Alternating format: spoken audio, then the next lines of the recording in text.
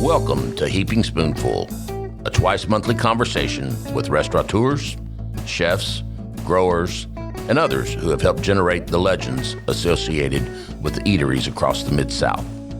The team at Benny Keith is proud to sponsor this adventure with the goal of preserving the stories that have helped cultivate an amazing food scene across the Mid-South. So kick back and enjoy a Heaping Spoonful.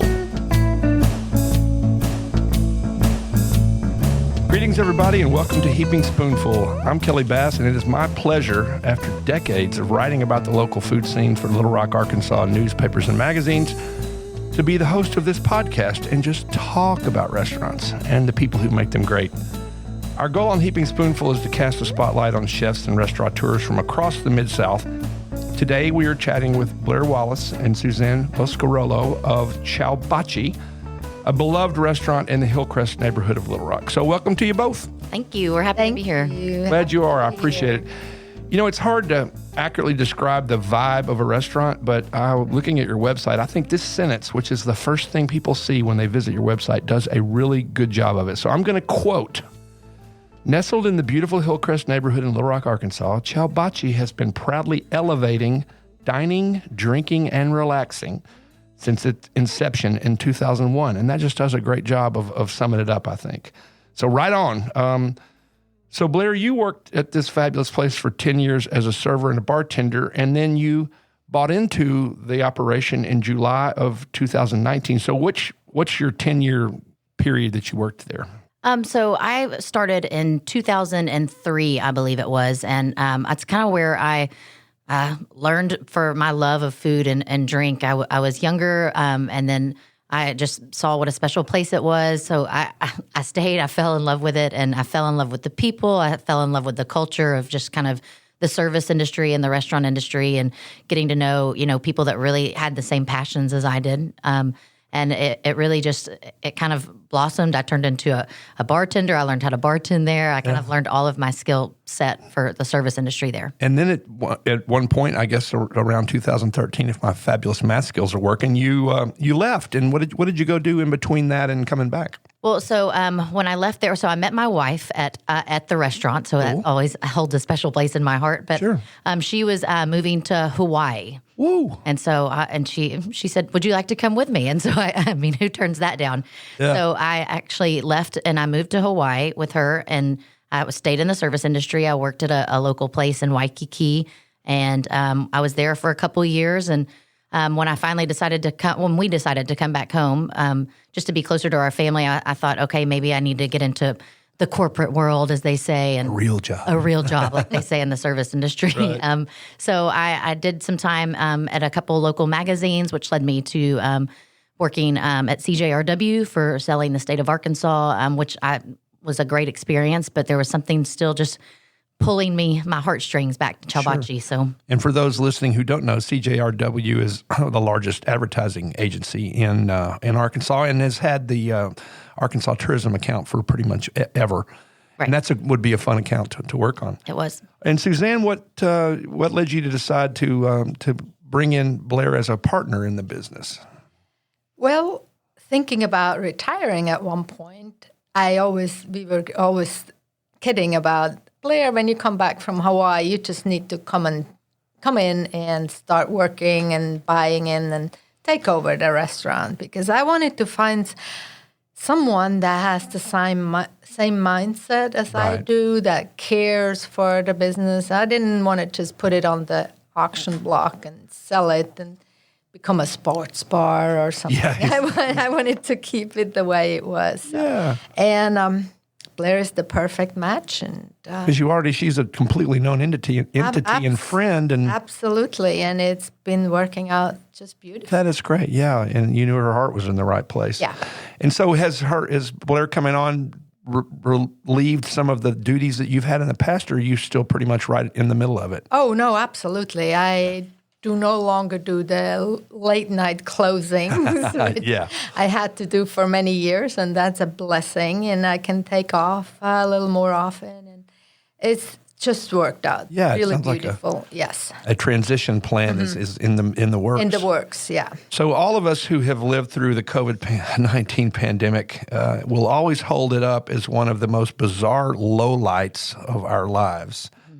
And we'll remember that incredible innocence we all had pre-pandemic, and like you had, Blair, in July 2019 when you bought into Suzanne's fabulous Ciao Perfect Baci. timing, right? Yeah, I know.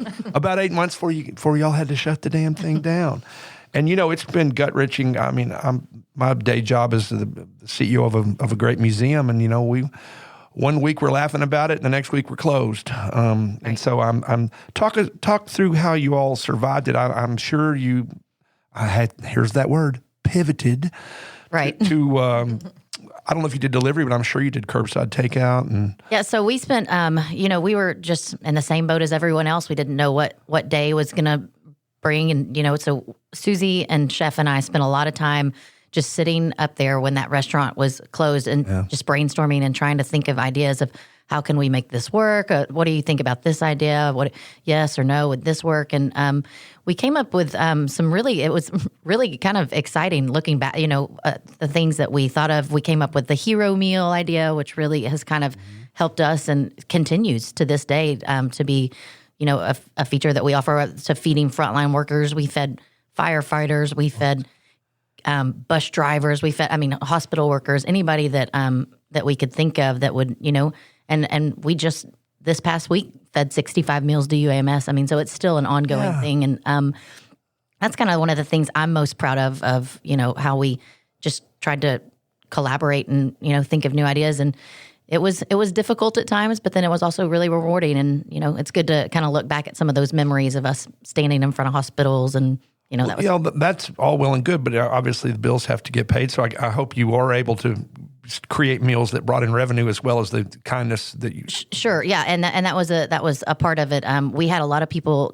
just friends in the community that were like, "How can we help out?" And so they would call and purchase these hero meals, and then we would cook them and deliver them. Oh, even better. Yeah. So well, you have an extremely loyal clientele, and so people's heart and soul are in that place, not to the extent that your two are, but I'm sure that had to be helpful because people are like, I want, No, it was amazing. I'm not letting my favorite restaurant go down for the count. Yeah. So I'm sure you knew a whole lot about, obviously you worked there 10 years, you knew the ins and outs of Ciao Baci, but have you learned from Susie, if you don't mind me calling Kelly, her Susie? I cannot tell you how much I've learned from Suzan. Or Susie Q as I call her. But there's no way that I could have, done anything without her. And still to this day, she is just a wealth of, knowledge and just professionalism. And there's so much that, people say, oh, this is going to be a lot of work. And you really have no idea kind of on the back end, or at least I didn't. So she's been my rock. who's done it and done it well for, golly, I guess moving in on 40 years, 37 years. That is just It's a long time. Yeah, I know. It's a very long I keep time. looking up, wondering, I'm in my begun my 42nd year in the work world. So it's, I tell people, if you just wait around long enough, you will get old, if you're lucky. You're lucky. So, Suzanne, we talked about Blair's history a little bit before she came back to Ciao Baci, and your history goes way, way back in the Little Rock culinary scene. So will you walk our Heaping Spoonful listeners through your journey, what first brought you to Little Rock and each of the steps that you've taken along the way? Yeah, I came to Little Rock in 1979 on a visa that it was for hotel management student visa, and I worked for the very new Hilton Hotel. Yeah. Before I moved on, and then we opened Ciao's downtown in 1985. Right. And I run that until Becky took over in 2004. And in 2001, I opened Ciao Baci. Yeah. Right. And so that's, I guess, obviously with the name Ciao, it had to be Italian food. Or was it not necessarily? Well, it was not. Okay. So we had actually, I didn't want to have a Ciao too because I didn't want to run the same food as downtown. My vision was to open a wine bar with tapas or small bites. Sure. It just didn't go off too well because it was a little new to Little Rock. Right. So We ended up bringing more food in, and of course developed the specialty drinks cocktail list, and our wine list was very successful. Yeah, well, it's stellar. What about Ciao, the first Ciao downtown? What was the focus of that menu? It was totally Italian. Okay. It was focused on good Italian home-cooked meals. The lunch crowd was fantastic. And then we were also successful with the at night was when the rep was going or the symphony. So that was our... I used to live, my wife Ashley and I lived in the Lafayette Hotel. We used to cut across the parking lot diagonally and go eat at Ciao. And now, of course, they've knocked it down. I know. It was very It was a sad day when It was we saw that. The Chick-fil-A must live on, right? Yeah. Right. God. Yeah. I was in a total aside. I was in a meeting of about 40 people one time, and the speaker said, "Has anybody here never been to Chick-fil-A?" And my hand went up. I've never been to Chick-fil-A, and I'm not like, Right. I'm not doing it for any kind of political statement. I just Never been. just never have been. I've eaten some catering. Anyway, that's neither here nor there. So, the cozy and quaint house that is the home to Ciao Baci became available because of, I'm assuming I'm right, because of the tragic death of Andre Simone, who had his Andres there. He was another, there's a lot of tentacles from the old Jacques and Suzanne's, and Andre was one of the stars there. So is that why that building was available? And is that how you chose it? Imagine you had been there when it was Andres. I have been there a few times, yes. And that's correct. It came available. The employees were carrying on the day-in operation of the restaurant, and the building was for sale. So it became available. Yeah. And that was a good move. Yeah, oh no, it's other than parking, which, if you... Yeah, the parking. Welcome to Hillcrest. Yeah, if you try to go to Kroger, it's like, hey, the parking lot's packed and there's nobody in the store. Right. They're all at Ciao Baci or the Fountain or Hill Station. Right. But anyway, hey, it's a cool neighborhood for sure. Ciao Baci is many things to many people, and we'll talk about that more in a minute. But in looking back at the news coverage of Blair becoming a partner in the restaurant, the point I saw her making was, we're just going to keep the focus on Chef Jeffrey Owen and the great food he creates. He really is one of the best. And everybody likes working with great people, and I'm sure clearly he's a superstar. Yeah, he really is. I've, known Chef Jeff, as I call him, for, as long as, I've been there. I mean, we used to call him Junior, and at the beginning, and when I came back from Hawaii, he just really has grown and blossomed so much. He's just incredible at what he does. He's so smart and he's so creative. Talking about it, I know before I left to go to Hawaii, when I was still bartending, there was a lot of it kind of turned into almost a late night scene. Yeah, the food focus was never really lost, but I didn't think it was being, really, as focused on. And when I came back and had some of his dishes, I was just like, man, this is the bread and butter of the place, Right. And so my whole goal was just to really kind of continue to really promote him and come have dinner and then stay late and don't just come late for a drink. And, so I think we've been really successful at that. Yeah. He's great. He is absolutely, he's one of the best. And how long has he been there? A long time? Yeah, he was there early on when Donnie Furneaux worked as a head chef. And then Jeff decided he needed some more education, and he went on and ended up at the Capitol Hotel.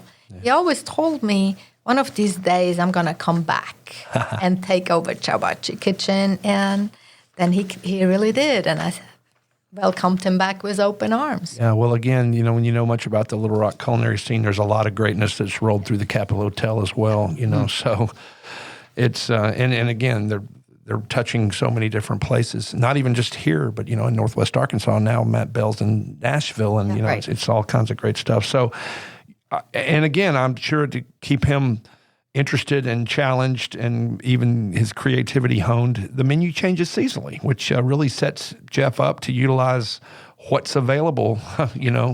This whole farm to table, that's the way everything used to be. But, then we got to pre-processed and frozen. And now, luckily for all of us who like to go out to eat, he's able to utilize what he has available. Do y'all have any issues with somebody falling in love with something on the menu and then seasons change and it's not there anymore? Absolutely. Every time we change the menu, somebody's like, "Where's this?" Or where? We'll always have the kind of staples. I think that people think, the calamari and the Baci burger and all that stuff. But yeah, people throw a fit sometimes when something goes away and come back in a year and it might be back. Exactly. You never know. But it's fun. It almost challenges our guests to try to think outside the box and order something new. Sure, and keeps it, again, variety is fabulous. Well, all right. Well, we thank everybody for listening to this episode of Heaping Spoonful with our guests Blair Wallace and Suzan Boscarolo of Ciao Baci in the Hillcrest neighborhood of Little Rock, Arkansas. So hang on and we'll be right back. I hope you're enjoying this episode of Heaping Spoonful. We at Benny Keith Foods enjoy talking about the food scene almost as much as we enjoy providing the top quality ingredients that help restaurateurs and chefs across the Mid-South create their magic.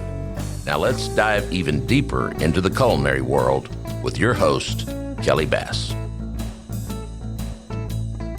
Hey, welcome back to Heaping Spoonful. I'm Kelly Bass, and we're going to continue our conversation with Blair and Suzan.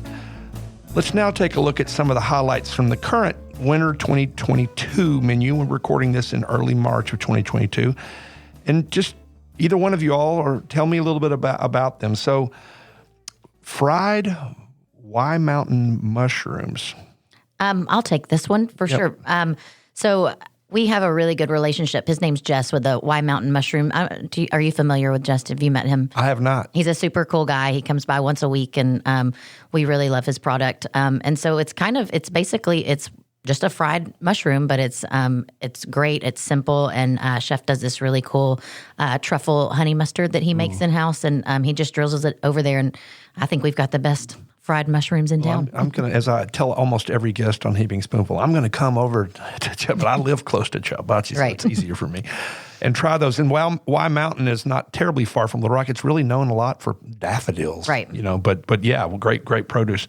The People's Choice Burger, what sets it apart from standard issue burger? I would take that. We use the best quality beef. And it's a big patty that chef prepares. It's not pre-made. And it's just cooked to perfection, and then people can add up either bacon or a fried egg. And so it has been very, very popular, and it still is. We cannot take that one off the menu. You can't go wrong with a really top-notch burger, that's for sure. There's whole chains and other restaurants that have been built around it, for sure. Slow-cooked duck and dumplings. Oh, man, that sounds good. This is very healthy for the winter soul, if you will. He's got some gnocchi that of course, everything's made in-house. He shreds some duck. It's the sweet potato gnocchi. He uses a little bit of Pernod or butter. It's just, it just melts in your mouth. You can't go wrong with gnocchi in my book either. Same here. I adore gnocchi for sure. Excuse me. Smoked beef short ribs.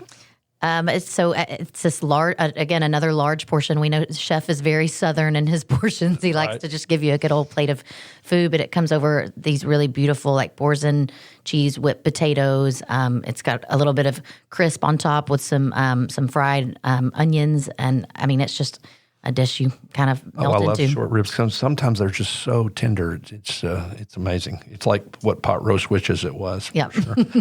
And then you have lump crab cakes, which I adore, and you have them blackened. That's interesting. Yeah. So I'm not. That might be a chef's secret. I'm not quite sure what all is in his seasoning, but it's a labor of love. We see him back. He makes them in house. Every day we see him back there prepping, and it's just great. It comes with a winter vegetable hash, and just kind of something to keep your belly warm.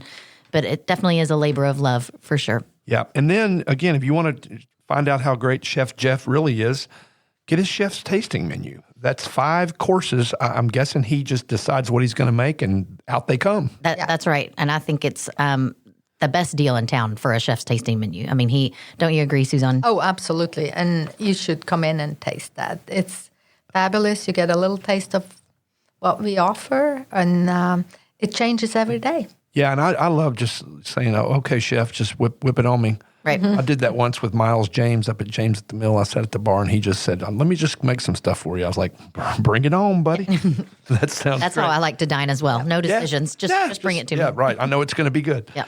And then my favorite on the menu, the opportunity for grateful diners to show their love for the people who prepared that wonderful food. It's the Round for the Kitchen at $9. Do many people show that love? You know what, Kelly? Actually, they really do. You know, I kind of figured. People always, say, "Oh, tell chef that kudos to the chef," but I feel like it gives the guests almost a sense of like being back there with them almost. And I will tell you when that ticket printer goes off and they see Round for the Kitchen, they all light up and big grins, and they know that they get to that people are out there actually really thinking about them and wanting to participate. Has that been on the menu for long, or is that fairly new? It's been for a long time. Well, good for you. What you should tell more of your colleagues in this business that they need to do the same thing. I mean, the wait staff, hopefully, and I try to stay around the 25% level. On some people, sadly, don't. Right. And I've gone back and just thrown a $10 bill at the kitchen, and they act like they've never seen that before. So, thank you so much for bringing that food to me, but thank you even more for cooking that food for me. So good for you. Your hours on your website, and I'm sure anywhere else, are listed as 4 p.m. until quote unquote late. And we've talked about this before. Suzan, you're like, I don't have to stay up there till very late. And Blair, you talked about it being kind of a scene, a late night scene. And I know people whose first thought about Ciao Baci is it is a great place to get a drink a little bit later at night and visit with friends. I would also think pretty nice to have two, and they may be somewhat blended, but two distinct crowds because they keep writing, they keep pulling their credit card out. Yep. It's really interesting. That is something that I think that kind of sets Ciao Baci apart because we, get a lot of people from other restaurants that will, when they're done with their shift, will come and, talk shop up with us. And so it's really neat to get to see them, and hear their stories from their evening. But then also just kind of some of the younger crowd that like to stay out later. We're happy to give them a great drink. And so you all just gauge closing time based on how the business? Just volume. Yeah. I mean, of course, we're not ever going to ask anybody to leave unless, but yeah, I mean, if we've got 15, 20 people in there enjoying themselves, we'll stay up there and enjoy it with them. And I guess by law, you have to close it at 2? Yes. Yeah. So sometimes you're there till 2? Sometimes. Yeah. Yeah. But you're not anymore. I'm not anymore, you. but I did many times. I love it. But I think the really great thing is we have diners that come in 4 or 5 o'clock. They raise their kids. They still come, and now their kids are of age. Yeah. And they come back. Oh, that's great. And so the parents usually say, oh, it's time for us to go home because the kids will show up pretty soon. Yeah, so that's great. That is fun. Well, when you've been open that long, you're going to see the multi-generational thing for sure. You talked about this earlier, Suzan, that you all, when you conceptualized Ciao Baci, you thought about a wine bar and with tapas and things, but you've taken your wine list and your cocktails more seriously earlier on than almost any place. It's kind of, hip signature cocktails, and craft cocktails are hip now. But you've always done that, and I'm sure that's really paid off. So that pretty much has been there since the start, right? It has been since the start. And I also brought in my love for half bottles of wine. I was going to say and that. And it has worked out really well. And the distributors had looked at me a little bit funny in the beginning. They didn't believe so much in that. But coming from Europe, I always had half bottles there. So you don't need to drink, or your friend wants white wine. I want red wine. So you can have 2.5 glasses of perfect, fresh wine. I'm trying to remember what the Chardonnay that I got last time in a half bottle at Ciao Baci, but it was one of my favorites, and I was so happy to see it in a half bottle. So anyway, no, that is great. Just like Jeff is in charge of what comes out of the kitchen, is there a single person on staff who's like, I'm the drink person, or is that kind of a group effort? Well, so of course I'm in kind of charge of the front of house and the beverage program, but it's not. There's not one person. We've got 3 people that kind of rotate and bartend, and we're just a big team. I mean, we collaborate. If somebody is a big rum drinker and they say, hey, like, what do y'all think about this? I mean, we're open to all kinds of ideas and So I wouldn't say that there's just one person that's like, Right. this is my drink program and this is how it's going to be run. So, Yeah, well, that's cool. Because in the same type thing, I'm happy to go to a bartender I trust and just go, I like dark rum. Right. Figure it out. Yeah. And like it when I get it. Well, listen, I thank you all so much for dropping by the Heaping Spoonful studios here at Benny Keith Mid-South Division, and continued success. I know it's going to keep coming for Ciao Baci. Fabulous place in the Hillcrest neighborhood of Little Rock, Arkansas. And thanks to all of you out there for listening to this episode of Heaping Spoonful. We release them the first and third Tuesday of each month, so check out the ones you've missed and keep an eye out, ear and eye out for new ones. So goodbye, everybody. Have a great day. We hope you enjoyed this episode of Heaping Spoonful. On behalf of all of us at Benny Keith Foods, Mid-South Division, please know how much we love connecting you with the legends of the culinary scene and their unique stories. I look forward to the next time we can offer you another Heaping Spoonful.